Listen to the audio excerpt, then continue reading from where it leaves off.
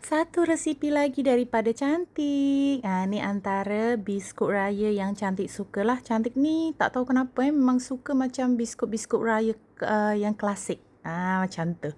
Mana kakak yang suka juga biskut raya klasik, boleh cobalah. Hari ni Cantik nak buat biskut klasik Nestem. Rasa dia kurang manis, rangup, sangat sedap. So, cara buatnya senang je. Kita tak perlu gunakan mixer. Akak campurkanlah butter, lepas tu kuning telur, esen vanila, icing sugar. Kacau, kacau, kacau. Lepas tu bila dah terkacau tu, dah sekata, masukkanlah tepung jagung. Kacau lagi, masukkan tepung gandum. Kacau lagi, masukkan Nestem. Nestem pastikan akak pilih yang original.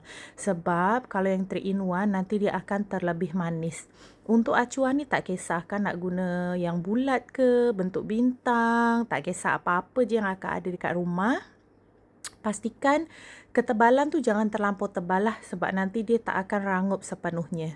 Bila kita dah siap tu, kita akan sapukan bahagian atas menggunakan kuning telur, susu cair dengan pewarna kuning. Sapukan bahagian atas, lepas tu dah siap, kita taburkanlah lagi Nestem tu.